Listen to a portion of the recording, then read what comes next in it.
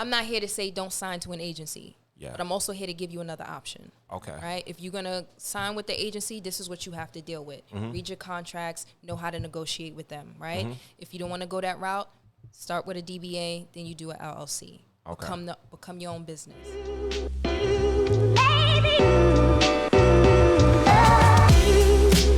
Welcome to another episode of Podcast 23. This is our third episode. We have a very special guest, very beautiful, full of light guest right now. She just brings a lot of energy into the room, right? The aura is just like glowing today, right? Jasmine Staten. She is a model strategist, 11-year international fashion and commercial model. International. We have a full conversation that we must have about this. If I'm missing anything out, please let me know. So tell me more about yourself, Jasmine. So I am a fashion model of, I think, 12 years now. And I started out here in New York City. That's where I'm from, born and raised. And I was trying to get put on as a model for 2 years, right? Because, this was way before the social media, Instagram era, where we actually had to put the work in, go to castings every single day, meet with agents, like have them tell you to your face your nose was too big or you just wasn't what they wanted for the board. And then after 2 years of putting in the work, putting in the time, I got signed to 3 agencies at once. So one fashion editorial, one commercial agency, and then one international in London. But I never made it to London for that agency. But I eventually ended up going to South Africa, Dubai, Switzerland. Like, it still happened. It just happened in a different way. So, and then all of that, I lived in South Africa for 5 years, and all of that brought me to this point now where I'm teaching models the business of the modeling industry, right? So focusing now more on contracts and understand contractual language like perpetuity, usage, rates, and just speaking up for themselves, not only making demands about hair and makeup and equality, but also making demands about pay rates for melanated models. Beautiful. What's something that models do wrong, mainly with contracts? Like, how like you watch movies or even like, music industry stuff where people will look at contracts, but they just see the money. Like, what is something that like you really need to look at? Models really need to look at the contract. Like, they need to read it, A lot of models don't even understand the language that's in the contract. And then second of all, in the moment, so what happens is this. The agency is like, listen, we want to sign you. And a model, having put in 2 years of wanting to be signed, now sits in front of this agent with the contract, and of course the first thing they do is not read, right? It's like, let me sign because I want to be modeling, I want to have my name put on the board, I want all my friends to be happy for me. And then 3 months in, when jobs slow up, you now realize that you're not working, you're not a working model, and the checks are not coming in because you signed over the power of attorney to your agency, right? So what I coach my models on now, like before they sign anything, they call me. They call me and they say, listen, I need your help. I need you to look over this contract. And I do it for free because my goal here is to help the next girls that stand beside me and come behind me, girls and guys, to do better than me, right? I sign the jacked up contracts. I read them now, but you don't have to do it because I went through the hardship for you. So, like, nowadays we're in such like a fast-paced society with Instagram. People feel like they could just get on Instagram and become, instant models after that. What is the process of, actually becoming a professional model? Like, someone wants to come to you and say, hey, I want to be a model. Do they just get on Instagram, start taking pictures? What is their, like, process? What do you let them know to do, like, step 1 to step 10? Okay, so there's a major difference between a professional model and an Instagram model. So I train and I set up professional models. So what I do is the first step you're going to do is take Polaroids. Clean, clear face, clean, clear makeup, hair, all of that. No lashes, ladies. Because they be doing the most of the lashes. Is that a trend? going on? Because I guess the past so. year I see more lashes than anything. Yeah, and I see it more and more now in the modeling industry too. It's fine, but let it be subtle, you know? Like, I understand everybody doesn't have lashes. Like myself, these are my real lashes. They look good. Yeah, I know. Oh, shit. Because I take care of myself. Okay. But, yeah, so clean, clear Polaroids, and then you start to build on your model portfolio. Starting out, if you have the money, then I give models a list of top photographers in New York City, Jersey, like all the boroughs, and you can pay them. Okay. Or you can just reach out to photographers and see if you can do a collaboration, right? Upcoming photographers normally want to shoot with the models for free because they're trying to build their books, so models can build theirs as well. And then once you get to the point where you're seasoned in your body, you're seasoned in your face and your angles and your looks, then you start paying these top photographers because with them, it's more cutthroat. When you say seasoning, we'll break that down. What do you mean? So when I say season and you're posing in your body, like a lot of models think like, okay, I'm a model now. Like, let me just go to my photo shoot and they doing basic poses like this. Got you. Like posing is all about movement. Okay. Right? It's about action. It's about knowing your face, aligning all of it at once to get a money shot. Money shot. To get the money shot. So that's like the sweet spot. That's Yes. it. You're looking for the money shot. The money shot. And the money shot is important because that's the first shot that everyone sees when they open up your portfolio. Okay? And that's normally a face shot. Okay. Yeah, it's normally a face shot. But the point is, like, models, when they first start out, they get so excited and they shoot and they're like, oh, like, I'm a great model. No. Yeah. A great model means you have body, you have face, you have confidence. That's it. Okay. Okay?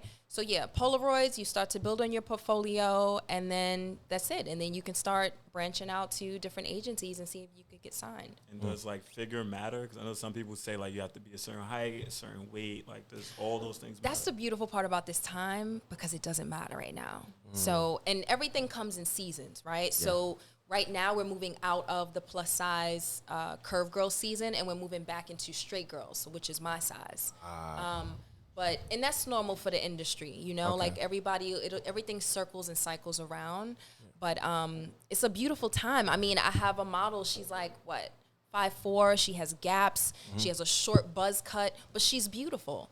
And, you know, she has to build up the confidence around that because, you know, we've been conditioned to think that models are like just tall and slim, long hair, like small nose. Yeah. But in this day, they want the gaps, they want the freckles, they want tattoos. Like, we done seen it all, right? Yeah. Like, look at Winnie Harlow. She's huge.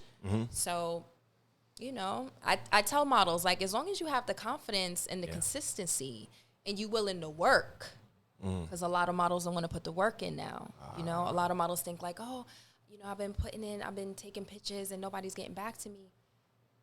I was doing this for 2 years and I didn't get put on. Right. So break down what the work looks like. Like when you say models work, what is that? Like, what is a traditional day for a model that's grinding, that's out there?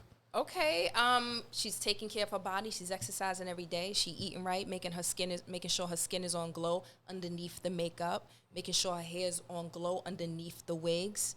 That's putting in the work. Okay. And then everything else is like you making sure your outfits are on, your fashion is lit, and then you go into the castings if you rocking like 3 to 4 or 5 a day.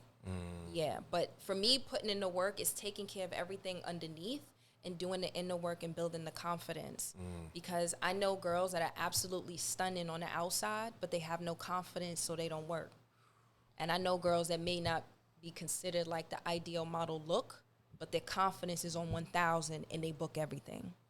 So. Kind of like Lizzo. Lizzo, like, she's a big girl, but her confidence is like on a trillion. Yeah, and it makes her look beautiful. Okay. It's the inner essence. Okay. That's what we see. That's what the camera captures. And a model strategist. So say if like, say if I want to become a model strategist, what's the steps? Or like where do I look? You know, where do I apply? Like, so a model strategist is something that I coined myself for myself. Okay. Anybody could be a model strategist. You just have to have been a model, have experience, and know how to think. That's it. That's all I do. Like, I strategize on how models can thrive and maneuver in a business, in an industry that wasn't built for them. Okay. Right? Got you. So I'm not here to say don't sign to an agency. Yeah. But I'm also here to give you another option. Okay. Right? If you're going to sign with the agency, this is what you have to deal with. Read your contracts, know how to negotiate with them, right? If you don't want to go that route, start with a DBA, then you do an LLC. Okay. Become your own business. Yeah. So my question to you is, you being a model strategist, I think you said you do it for free. You don't charge them. No. Okay, so break that down. I have members, right? Okay. So I do model coaching, and it's a monthly subscription. Or if I know the model for a very long time and she comes to me, she's like, listen, I have an agency that's interested. They threw me a contract. Yeah. They'll either book a consultation, and if I'm in a mood, then I'll be like, listen, just send me the contract. I'll review it for you. Yeah, you're willing to work with them pretty much. Yeah. Okay. Because the thing is, I'm not really pressed for the money. Okay. Right? I'm more pressed for the growth of the models. Okay. Yeah. And at the same time, having it as a business. Right. Okay. Right. Okay. Just to protect me and to make sure. So yeah, I still have all my policies and everything in place. How long did you have the business set up? Like for 2 years now. For 2 years now. Wow. Okay. No, that's it's a beautiful thing that you took modeling and say, you know what, I could do the modeling, but I could actually make this a lucrative business by helping people with information that I know. Exactly. I love it. Exactly. And information that nobody talks about. I just think it blows my mind, right? That we'll sit and have these conversations about hair, about makeup for 20 years. Yeah. I mean, when Tyra Banks, Naomi Campbell, Naomi Sims, who was before Naomi Campbell was coming out, these women were getting their hair burned out. And we're still having this conversation. So that's what I strategize on. Like models, it's only happening because you allow it to happen. Yes. Right? Like if you're sitting there allowing them to do this, how about you tap them on the hand? Hey, that's not how you do my hair. Let me show you. And if they give you resistance, then you got to up the ante, right? I can't walk the show unless my hair is done properly. If I don't walk the show, you don't have a show. There's 10 models lined up here. There's 10 outfits. So you got to do my hair properly or else you don't have a show. Like the model has to know that she has the power. Yeah. Yeah. And sometimes you got to exercise that power. When did you understand to know your value? When did that happen in your journey? That's a good question. It hit me. I think this was the top of the pandemic because I was in South Africa at the time, and I think I had went on a casting, and they were asking me to do all these ridiculous things. Like South Africa's a whole another. We gotta talk about that too, but so the lady, she was like, I want you to be in the commercial. I was the main girl, and she was like, I want you to and I'm like, why would I do that, right? Oh, she wants you to make that sound? Yes. Out of control. For the that's like the commercial. Cardi B sound. Okay. And I'm like, no, how about you get, the mayor to do it? No disrespect, because I like everybody, but don't ask the black girl to do it, right? The melanated model to do it. So that happened, and then I spoke up about it, and then they took me off the set. They removed me from the job, and I was like, okay, so this is how we got to move now, Yeah. And that was it for me. From there, I started taking the shift. But yeah, it started in South Africa. Wow, no, that's beautiful that you stepped up for yourself and you didn't fall into that trap. Like, all right, I'm just gonna take this position and do what they say because it's a job and I don't want to lose an opportunity. You stuck up for yourself. So that's a beautiful thing. And that also comes with time.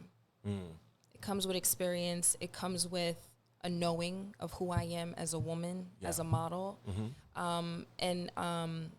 Because I speak to models all the time, and it's just like, I'm not at that space. I'm not in that space to tell somebody that she's like, I need the job. I want this. I want that. But I'm like, but it's your dignity, So you make the choice. You have to do things that you don't like for a check, or you dismiss the check, right? So, this is when I started my modeling business, the consulting and then the coaching, I then realized it was more about confidence building for the models. That's what's most important. Because I can teach you all of these words and contracts and all of that, but if you don't have the confidence, all of this doesn't even matter. If you don't know how to assert it, it doesn't matter. I hope this isn't a bad question, but no. So I know people say American Idol is technically they own a lot of your stuff, and the contracts. America's Next Top Model.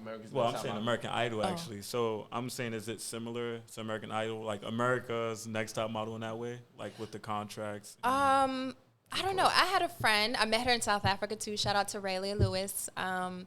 She was on America's Next Top Model. I forget what season.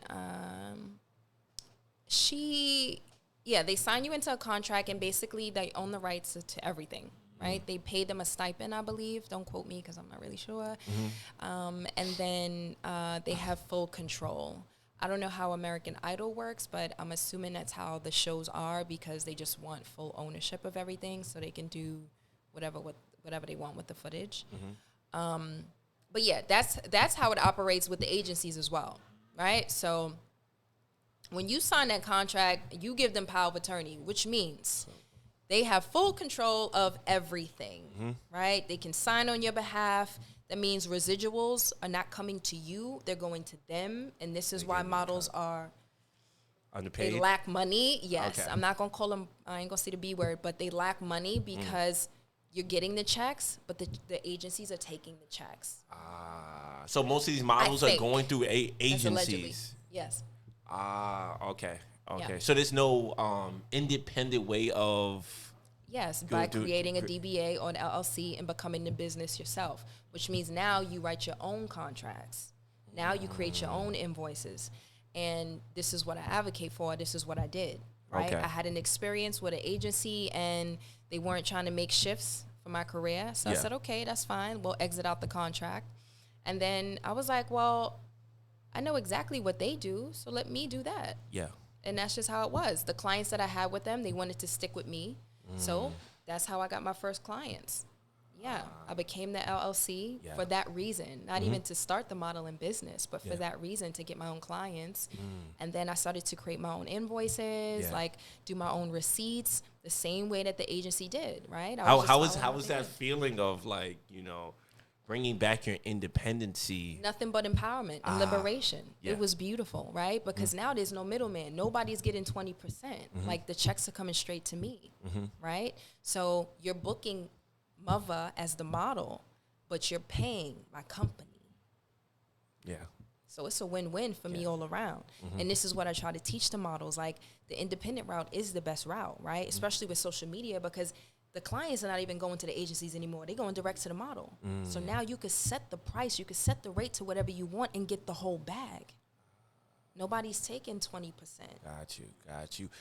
Do you feel social media changed the game as far as, you know, brands reaching straight to, like, models reaching straight to them? Absolutely. I think it's made beautiful. it kind of easier, it's right? It's super easy. Like, I'm excited for these influencers. I wish I was one. I've been trying to up the ante. I just feel like, I don't know, maybe what I teach is too smart, because they want the But we looks. need this. We need this. Oh, of course. What you're teaching is. Yeah. But I'll be like, damn, I wish I was an influencer.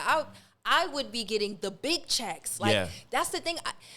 The information I teach is not limited to the models, right? Like, it's to the influencers as well, because you also got to understand what you're signing. Yeah. You also got to write your own contracts. Got you. Like, I seen, she's a top influencer, and she went to Instagram and was complaining about how the agency, the client wanted her to send all of this stuff. And I'm like, why don't you have a pre-contract with them already?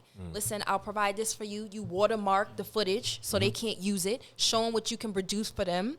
And then set your price, right? And include everything, the time that you're putting into it, the creative part, like, you know, your clothes, your image, your likeness, your following. Include all of that in your rate. They lucky I don't have the following, because I would be. Nah, that's what I'm saying. Like, it's Instagram and social media pretty much just changed the game. Yeah, it did. It did. Completely. But things are, but you got to be structured though, right? You got to have your LLC. You gotta especially in this time, because now we're going through another shift, right? And this is a deeper digital shift. Big time. Right? They're hiring AI models now. I know. Yeah. It's getting super real. Yeah. And that's a whole nother topic in itself. But I'm also educating myself now on smart contracts on the blockchain, because once it's in the blockchain, like, models could really take over. And in my opinion, I just feel like all models should be millionaires anyway. Yeah. Because let's talk about it. When I'm on a campaign, that's running for 5 years.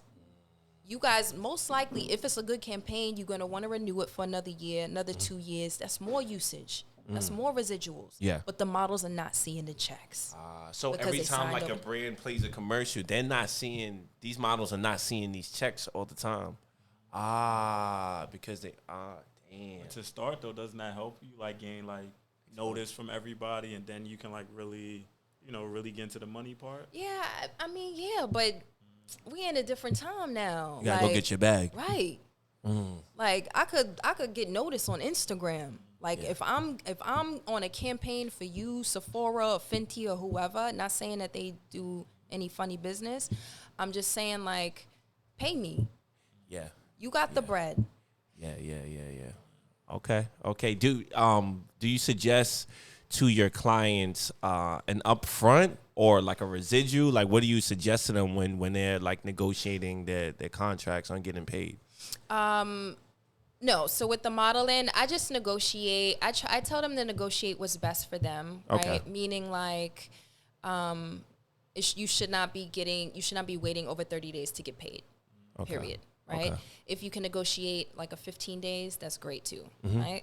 And I do that if you're working independently. But most agencies, they want you to wait 60 to 90 days. That's in this day and time, we don't need to do that because we actually have laws. The Freelancer Isn't Free Act that all models can apply to them. Oh, yes. okay. And these companies have to pay you within 30 days. Yes. That's a New York state law right now, and they just implemented it in Los Angeles. So look into it. We're clipping that one up. Yes, that's going for on the all gram. independent contractors. So you don't even have to be a model. As long as you are a single member LLC, then you can use this law. Got you. But yeah, so, I tell models, like, negotiate what's best for you. Like, a lot of the agencies don't want to budge, but, I mean, it could be anything, like a lot of the agencies right now, a model came to me and she said that the agency was asking for 100% of her social media profits when she signed with them. Wow. I said, do not sign the contract.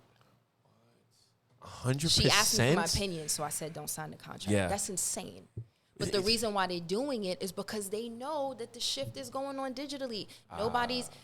We offer TV right now, right? Everything is on Instagram. Everything is on social media. Yeah. So that is the new TV, right? And they know it. Yes. So, if you're going to sign with us, you got to give us 100% of whatever you're bringing in.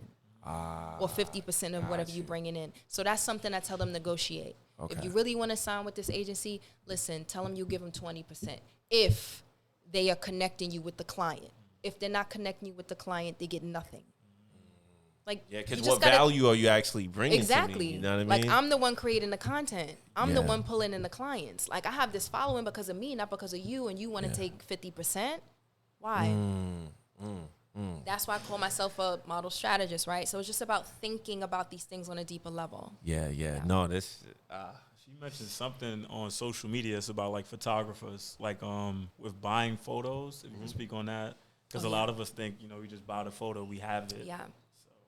Yeah. I follow like a lot of these business gurus. There's so many out, like shout out to all the podcasters, like, it's so much great information. So I follow this lady, I think her name is Biz Lawyer on Instagram. And she mentioned the same thing I have been preaching. So models will take the photos. We'll pay the photographer. And we think because we paid the photographer, we own the photo.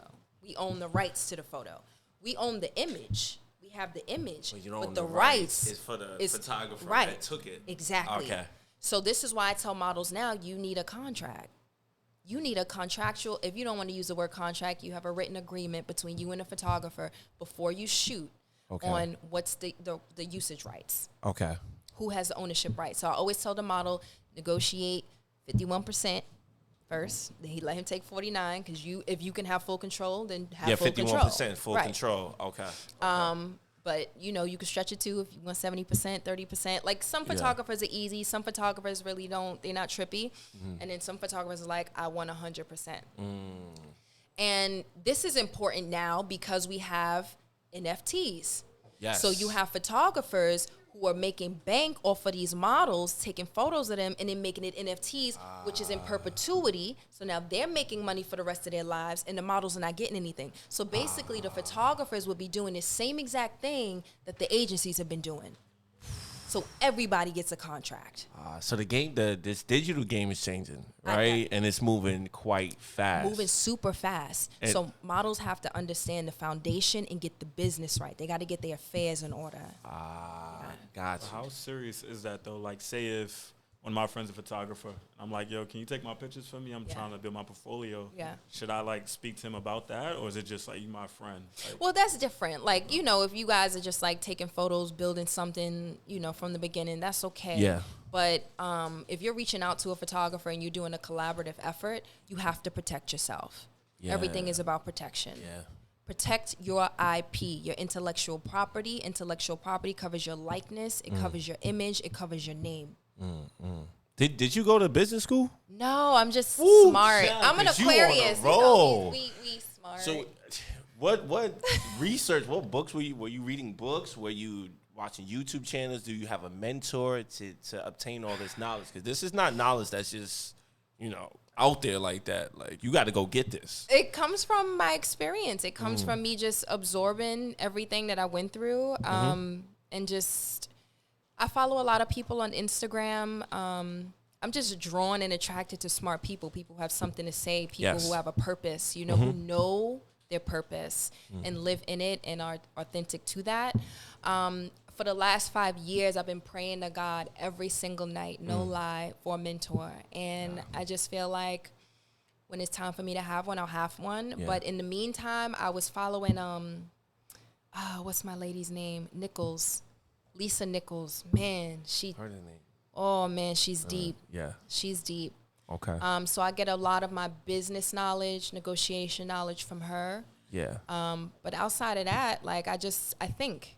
Yeah. And I know how to think. You prayed so much that you became it, right? Yeah, like, exactly. Yeah. It's a beautiful exactly. thing it's to true. witness you say that and to hear what you're saying it's mind blowing, and I appreciate all this information. This is definitely needed. We got to clip a lot of this up. Yeah.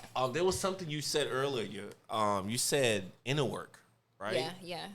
Let's break that down for a model. Like, what is like some of the mental battles that models tend to face? Because I realize having conversations with different women, and a lot of the times the most beautiful women tend to go through a lot.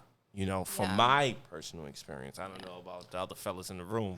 So I want to know, like, from a model's perspective, like, what are some of like the battles? Because you're on TV, you're on screen, you're taking photos, you're searching for perfection in an imperfected world. So, like, please, like, break down like the inner work, that battle. My experience, like, I've always been a free-minded kind of person, and I've always knew who I was at my core. So there was really, I moved fearlessly, right? Effortlessly, confidently. All right, so I'll give you a story. When I was little, I fell on my lip, and that's how I got this scar. Gotcha. Even my teeth. I have about $60,000 worth of surgery, like all around my mouth. That's right. great. I had plastic surgery. I have an implant. I had Invisalign braces. Everything you can think of. Okay. And I'm telling you this because it goes to show like where my core is. The confidence in my core, because that happened to me when I was 6. As I got older, I was insecure about it. I would smile. I would laugh like this, and then I got to high school. And then I started to realize people were still drawn to me. They still wanted to be friends with me. So I was like, they're looking past whatever's here, and they see something in here. And that's when I started to focus on the inner part of me and allowing that to shine bright. And this happened all prior to modeling. So imagine, like, I only had my surgeries, like, after I started making money. So my grill was still jacked up when I got into the industry, right? I had this huge, it's a keloid. I have a keloid on my lip. But here I am getting booked for campaigns for my smile. So I don't really know how to, like, explain this inner strength that I have. It's just there.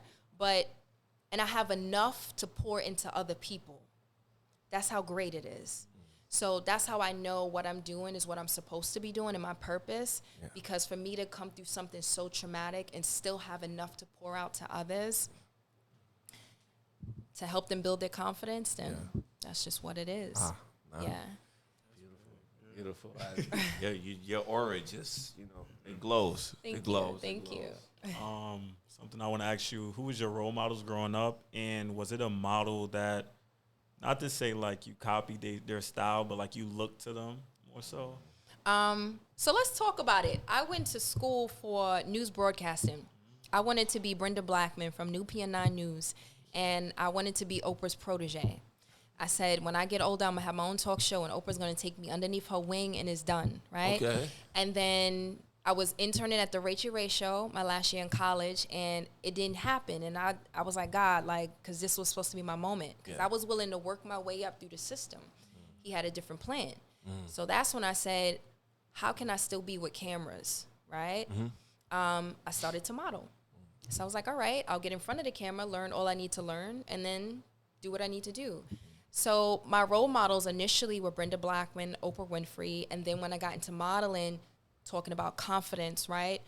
Tyra Banks, Naomi Campbell. Of course, Naomi Campbell, she's the GOAT, but Tyra Banks more so for me because she took modeling to the next level, which was business. She's done something that nobody else has ever done, right? She created legacy. Got you. Everybody would talk about America's Next Top Model. Yes. Okay? Yes.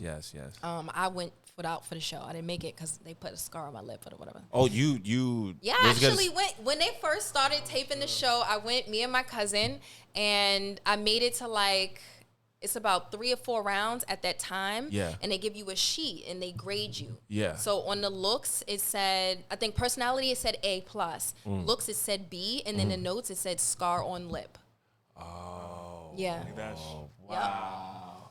Yep. I should watch that show with my sister. That was at the very beginning, though, right? And then they started including everybody with all these different ailments and everything like that. So they grew. But those are my role models. Okay. Brenda Blackman, Oprah, Naomi, Tyra. Okay. Yeah. So on the show we have like a segment called Conversation with Your Younger Self. So if you could go back to the age, between 10 and 14 and have a conversation with your younger self, what would you say? Ooh. Take your time. We got all night. Maybe we don't. I don't know. What would I say? 10, 14?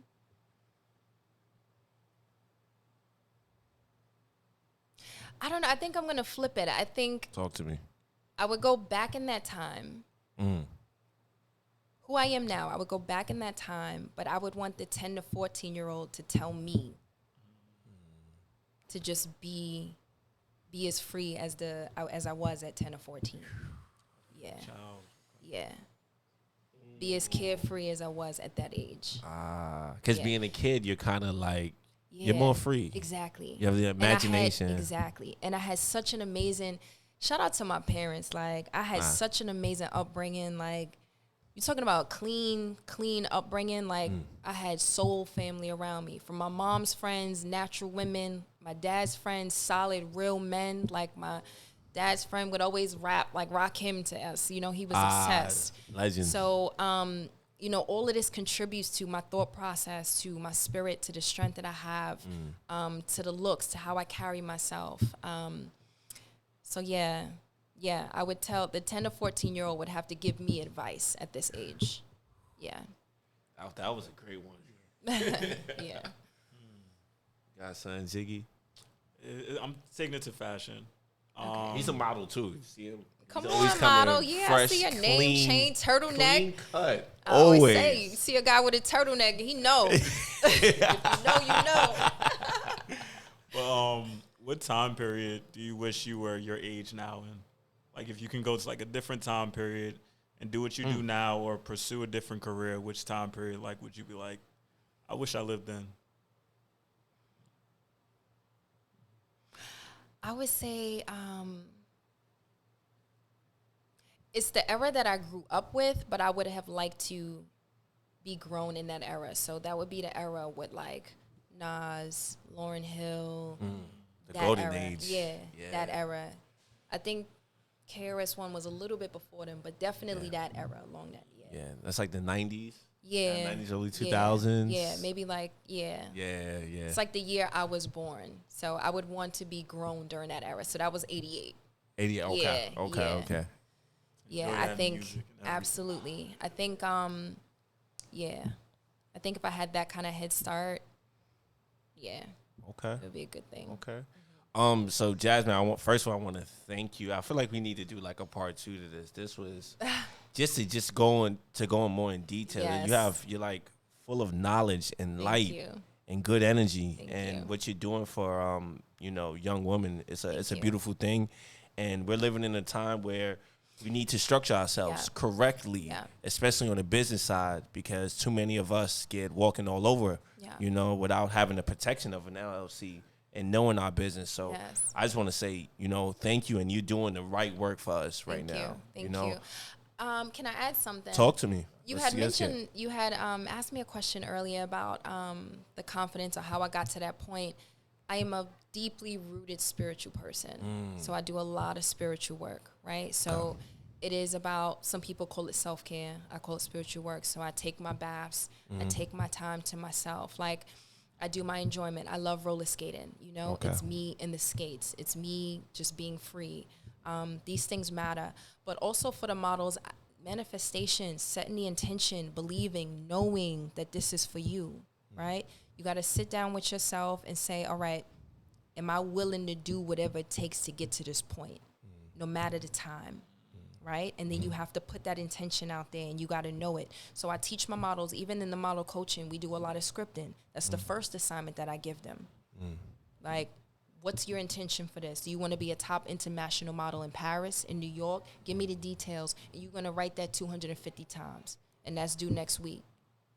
Yeah, I don't play with my models. Like, they know the deal. Why is it important to write that down that many times? Okay, so this goes back to the Egyptian times. When writing things down, it embeds things subconsciously. Yeah. Right? So, and after thinking a thought for 17 minutes, other thoughts that amplify that thought now adds on, right? Yes. So you're creating energy around you. You're bringing these things to you. So, yeah, I tell them, write.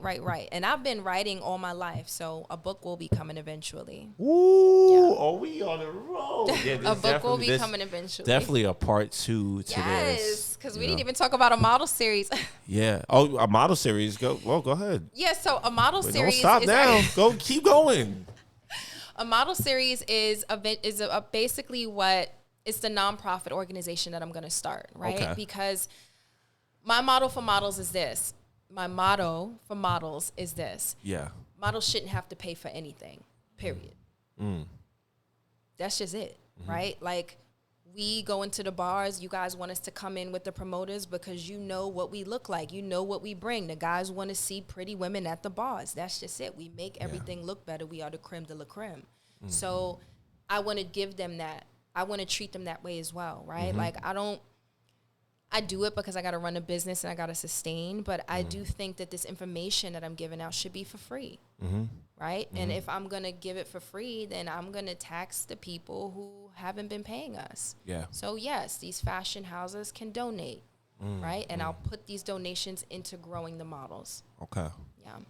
Wow, the larger picture here. Yeah, that's really what it is. Wow. And as you were saying everything, I just thought about this African proverb that I heard from Les Brown. He said, if there's no, get that for. He said, if there's no enemy within, the enemy outside can do us no harm. Yeah. And as you was speaking, I just felt that energy. So thank you. No, thank you. I actually have another question. Yes. I call this part things I want to know. Okay. So modeling in different countries. Yes. How is that compared to here? That's where I got all my success. So I'm born and raised in New York City, Queens. Queens. So, of course I wanted to be super famous at home, like have all my family see me. And I booked Red Can campaign, which was huge for me. But after that, everything died down. And then I started to realize, I'm like, I'm struggling here as a model. Why? Right? So then I was like, let me branch out. Turkey wanted to pick me up, Istanbul and South Africa at the same time. So I said, I'm going to go to the motherland. And I went to South Africa and I thrived. BMW, Gulfsport, Mercedes-Benz, Chase Bank. I mean, every huge campaign you can think of. Land Rover would have took me, but they wanted me to shave my hair off. I said no. Okay. But I thrived in South Africa, and you want to know why? Because it's for melanated people. It just worked. So I tell models that too. Yes, you want to grow big in your home, but sometimes it's not. Yeah, sometimes you just got to expand. It's really about changing your environment. Do you feel like and then I've had this because I've traveled often. I feel like, we are more appreciated outside of America as Black people. Yeah. Just our talent, our likeliness, everything, our culture. They absolutely love us. Every place I've went to, I was either called an actor or an artist, but they just get excited just to see Black people in a lot of places. Yeah. Do you feel like Black American art models should expand outside of America? Without a question. Without a question, every single model needs to travel outside of their home state and outside of their home country just to experience the lifestyle, right? Experience different cultures, connecting with different models from different places. Like all the top models right now that are like huge, I met them in South Africa. I'm not going to label them in name job because I think that's corny, but every single one of them. And I mean, all these, they're all top models right now. I met them in South Africa. Okay. Not here, and you could be a star, but sometimes it's the environment that's hindering your light. Yeah. Sometimes you just got to get out, and that's what happened with me. So yes, I do encourage it. You don't have to stay, but I do encourage it. Okay. And even on my website, I talk about that as well, like how to be smart handling your business overseas. You want to open up a bank account if you're going to be there for longer than 3 months, right? So that you're not having to lose money exchanging. So open up a bank account while you're overseas in a foreign bank. Yes. Oh, okay. Yeah. And you can use your lease at your apartment. Yeah. You can get the contract from your modeling agency. That's really all you need as proof. And then they open up the account for you. No bank is going to deny you. You're throwing money at them. That's their purpose, to take your money. Okay. Wow. This is so much. No, talk your talk. Go ahead. This is your show. The perfect picture. Yes. Like, how do you view, like, if a model's like, how does this picture look? How do you, like, break the picture down to them? Like, you could have did this angle. You could have. That's a good question. It's kind of hard to describe without a photo, but it goes back to the alignment, right? So making sure I can see your eyes, even if they are slanted a little bit, right? Making sure your neck is not hidden, right? Knowing what your physical attributes are. Like, I know my physical attribute is my neck and my legs, meaning like it's really long, it's slender, it's one tone in color. I have very shapely legs. So when I'm on a photo shoot and I have on a short skirt, I'm elongating my legs. I'm gonna bring my neck over here, right? So, you just wanna, you contort your body to make it look like art. That's what modeling is. It's art at the end of the day. It's not about being naked. Anybody can be naked, right? Yeah. Be naked and create art. So take advantage of your features. Yes. Use your body. Yeah. Interesting. Wow.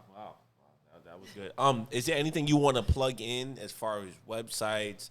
Let the people know. What do you just go ahead, plug everything in. We'll also share it in the bio too.